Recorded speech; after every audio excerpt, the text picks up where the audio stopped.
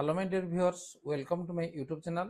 जे जो माने 2025 मसीह रे स्पेशल ओटीटी परीक्षा देया पे जाउछंती तने सेमानक पई ए वीडियो निश्चित इंपोर्टेंट रहइबो। आज रो वीडियो रे हमें आलोचना करिबा एमआईएल बा ओडिया विभाग एवं जोट्रे कि 30 टी प्रश्न आसीबो मल्टीपल चॉइस क्वेश्चन एवं 30 टी क्वेश्चन को आसीबो केतने 30 मार्क मध्य रहइबो। टोटल हमरो स्पेशल ओटीटी जोट्रे कि हमरो 150 नंबर आमर टोटाल मार्क रहिबो एवं ता भीतर 30 नंबर होजी एमआईएल एवं जोड़ा कि परीक्षा हेबा को जाउची केबे नै जुलाई 20 तारिख। तनो आ खूब कम दिन रहला तन निजको प्रैक्टिस करनियो। तनो जो इन सर्विस टीचर माने परीक्षा दे पे जाउचंदी समान को पई वीडियो इंपोर्टेंट रहइबो एवं जदी चैनल को नुआ आसी ताको सब्सक्राइब करनियंतु तार नोटिफिकेशन बेल को मध्य ऑन करनियंतु परवर्ती वीडियो मध्य ए चैनल रो पाई परियो। ताल ठीक अछि, आरंभ करिबा जे स्पेशल ओटीटी रो सिलेक्टेड क्वेश्चंस। तो प्रथम को भाया क्वेश्चन आसो देख जे अनुच्छेद को पाठ करी प्रश्न नंबर 1 रु 5 पर्यंत प्रश्न उत्तर लेख। ताले गोटे अनुच्छेद रहिबो, से अनुच्छेद भितर आमर प्रश्न रहिबो, तार उत्तर को हम लिखिबा। ताले प्रथमे अनुच्छेद को पढनबा।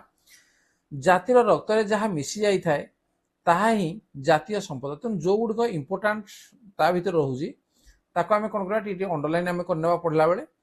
विपद बेले जाति जे उच्च रु बल पाए, संग्राम करिवार प्रेरणा पाए, ताहा तार प्रकृत संचय प्रत्येक जाति को उत्थान पतन भितर गति करने को होई थाए। एकविंश शताब्दीर प्रत्याशित तथा अप्रत्याशित परिस्थितिर सम्मुखीन हेबा पई गोटे जाति 100-200 वर्ष मध्य कौन संचय करिछि तार हिसाब खाता परीक्षा करी देखि नेबार समय उपगत।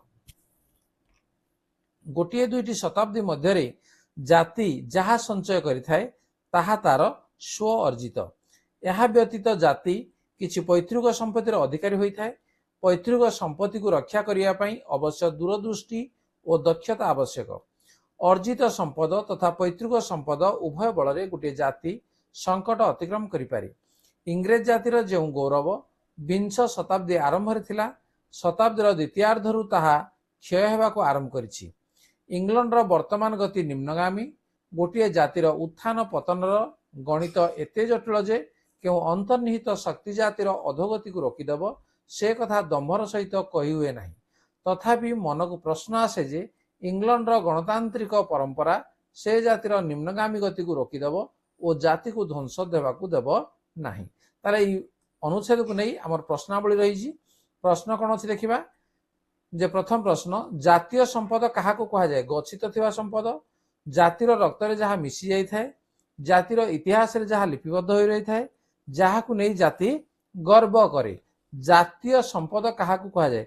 आमे जदि अनुच्छेदर पूर्व को जीवा ताले देखि परिबा लेखाई जे जातिर रक्त रे जहा मिसी जाई थाए ताहा ही जातीय संपद। कौन जे जातिर रक्त रे जहा मिसी जाई थाए।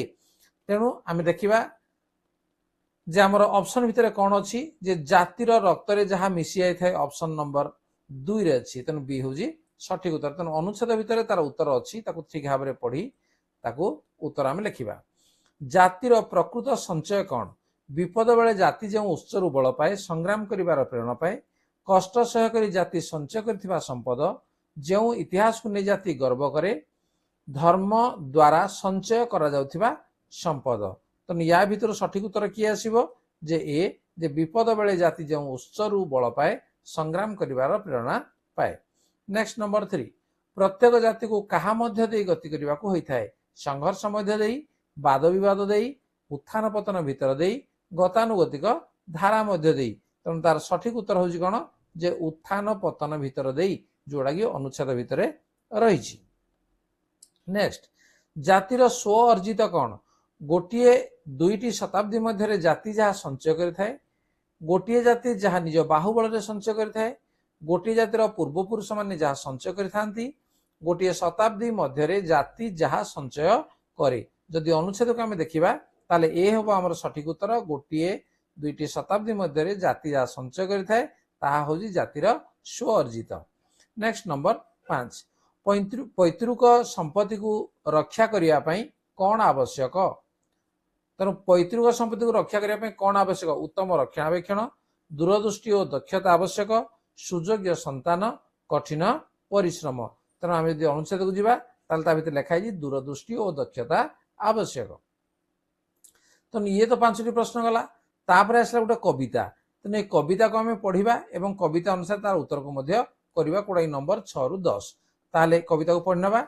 घन अंबुदे भरी उठी अच्छी पुरीर आकाश पथ, टिपि टिपि टिपि बिंदु बरसा लगी अच्छी अविरत, सिंधुर बुके विप्लव तोली जागी उठी झड़, झाऊ बनबित मादकता पी गर्जुची मर मर, सौर सुहागे माती, हेमाल बतास शीतकार भरी थराई देउछि छाती, पुरीर गोटे क्षुद्र निवासे केतेक बंधु पासे, चिंतित गोप बंधु से दिन कहिले सजल भासे, देखु सत तुमे उपचार नीति लगी अच्छी नाना मते, भल हेबा तो लक्षण किछि देखा जाऊ नाही मते, आशा रहु नाही आउ अज्ञाते मोर अंतर किबा लागु अच्छी चाहू चाहू, तुमे कि करिवो जगते मनीष चेष्टा करई सिना, फलरे ताहार अधिकार नाही दैव शक्ति बिना, इंगिते जार विश्व भुवन हेउछि आत जात, निश्चय तुम मनर देवता बुझिबे जगन्नाथ, तुम भली लोक जेबे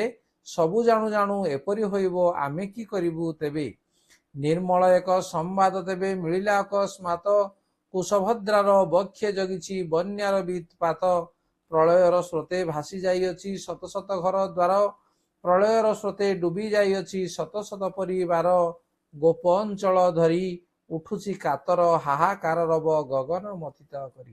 तेणु ये जो कविता को पढ़ला आम देखा कौन कौन प्रश्न सब रही।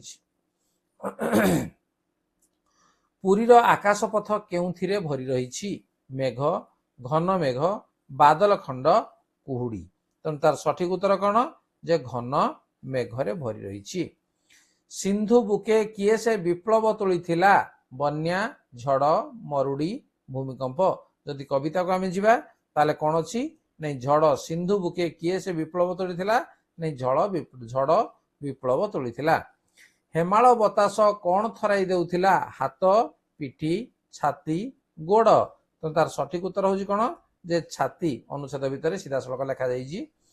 पुरीर क्षुद्र घरे किए चिंतित थिले? गोपबंधु, मधुसूदन, गोदावरीश, बाजी राउत। गोपबंधु सीधा सड़क ना लिखाई। केउथिरे मनीषर अधिकार नाही? स्वप्नरे, फलरे, आशारे, शक्तिरे। कोटरे ने फलरे अधिकार नाही। तापरे हमर धराकू सरामणिबा लोकवाणीर अर्थ कौन? धराकू सरामणिबा पृथ्वी को छोट मन करिबा, गर्वरे किछि न मानिबा, बड़ जिनिस पाइबाकू इच्छा करिबा, काहारी को खातिर न करिबा। तेणु धराकू सरामणिबा यार अर्थ आसिबो कोन? जे गर्वरे किछि न मानिबा ताकू धराकू सरामणिया बोली कहा जाए लोकवाणी। तापरे गोटिए पद पूर्वरु आउ गोटिए पद व्यवहृत होइथिले ताकू की पद कहा जाए? गोटिए पद पूर्वरु आउ गोटिए पद जदि व्यवहार होइछि ताकू आपद, प्रतिपद, उपपद, उपसर्ग ताकू कोन कहा जिवो? जे उपपद बोली कहा जिवो। केउटी ठीक? जीवित, जीवित, जीवित, जीवित। देखो 4 प्रकार जीवित लिखाई छी। हर्षकार दीर्घकार उल्टा पल्टा अच्छी। तेणु या भितर सठिक रहिबो किए? नहीं बी ऑप्शन, ये है जीवित। नेक्स्ट 14 शुद्ध शब्द केउटी? अवसन्न, अवसन्न, अवसन्न, अवसन्न। देखो सब गुड़ा अवसन्न पढ़ा जाउची किंतु तार शुद्ध शब्द बा सठिक शब्द रहउची कोडा? जे सी अवसन्न। दंत स न रे न फला। नेक्स्ट द्विज शब्दर अर्थ कौन?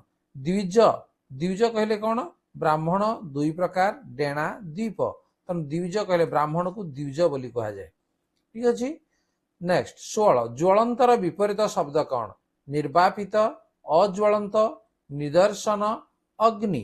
तो यार सठिक उत्तर रहिबो कौन? जे ज्वलंतर विपरीत शब्द होउची निर्वापित। नेक्स्ट ध्वनि, एही शब्द रे थिबा प्रत्ययटी चिन्ह? नि, इ, दीर्घ इ, इन, इन। तो यार सठिक उत्तर कौन? जे सठिक उत्तर ला इन, इन प्रत्यय। प्रत्युष विपरीत शब्द कोउटा? प्रदोष, सकाळ, संध्या, उषा। प्रत्युषर विपरीत शब्द होउची प्रदोष।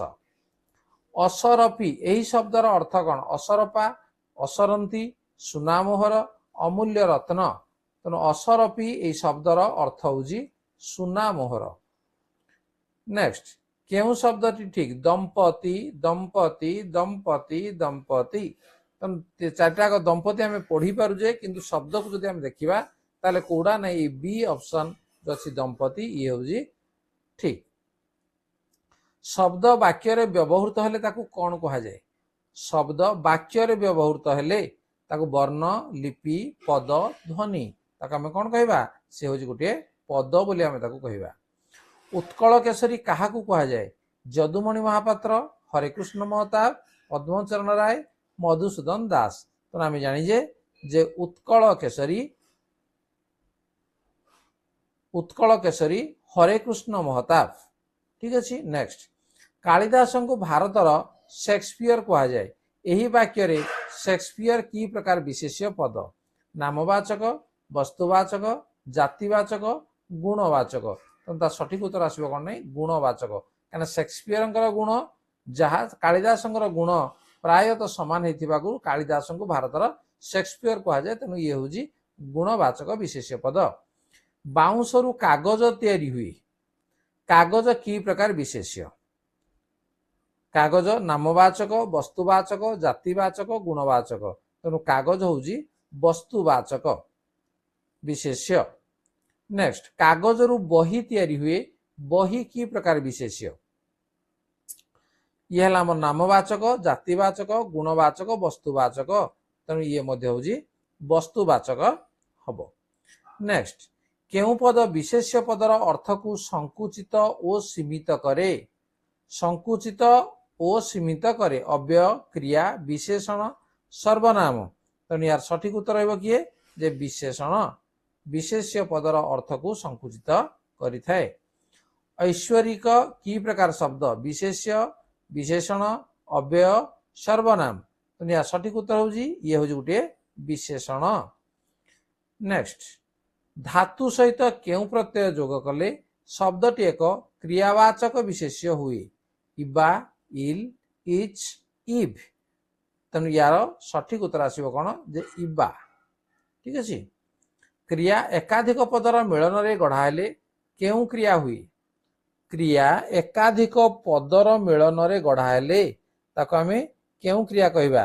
ଅମିଶ୍ର, ମିଶ୍ର, ସମାପିକା, ଅସମାପିକା। ତେଣୁ ୟାର ଉତ୍ତର ହେଉଛି କଣ? ମିଶ୍ର।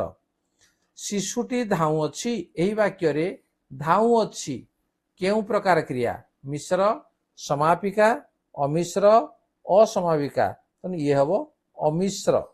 ଠିକ ଅଛି, ଅମିଶ୍ର କ୍ରିୟା। ତାହେଲେ ଆମେ ଯେ ଏମାଇଲ ବା ଓଡ଼ିଆର 30ଟି ପ୍ରଶ୍ନକୁ ଆମେ ଆଲୋଚନା କଲେ। ତେଣୁ ଏଇଭଳି ଭାବରେ ପିଲାମାନେ ଯେ ପ୍ରଶ୍ନ ପରୀକ୍ଷାରେ ଆସିବ ବା ଯୋଉ ସ୍ପେଶିଆଲ ଓଟିଟି ଆସିବ, ଯଦି ଆମେ ଗୋଟେ ସେକ୍ସନରେ ଅଧିକା ନମ୍ବର ରଖିବା ତାହେଲେ ଅନ୍ୟ ସେକ୍ସନରେ କମିଗଲେ ମଧ୍ୟ ଆମେ 75 ନମ୍ବର ରଖିବାରେ କୌଣସି ଅସୁବିଧା ହେବ ନାହିଁ, ଅର୍ଥାତ୍ ଓଟିଟି ଆମର କ୍ଲିୟର ହେଇଯିବ। ତାହେଲେ ଠିକ ଅଛି, ଭିଡ଼ିଓକୁ ପ୍ରଥମରୁ ଶେଷ ପର୍ଯ୍ୟନ୍ତ ଦେଖିଥିବାରୁ ଧନ୍ୟବାଦ। ଏବଂ ଯଦି ଚ୍ୟାନେଲକୁ ନୂଆ ଅଛି ତାକୁ ସବସ୍କ୍ରାଇବ କରିନିଅ, ତା ନୋଟିଫିକେସନ ବେଲକୁ ମଧ୍ୟ ଅନ୍ କରିନିଅ। ତେଣୁ ବହୁତ ଭ୍ୟାଲୁଏବୁଲ ଭିଡ଼ିଓ এই ଚ୍ୟାନେଲରେ ପରବର୍ତ୍ତୀ ସମୟରେ ପାଇପାରିବ। ଠିକ ଅଛି, ଆଜିର କ୍ଲାସକୁ ଏଠି ରଖିବା। ଧନ୍ୟବାଦ, ବାଏ ବାଏ।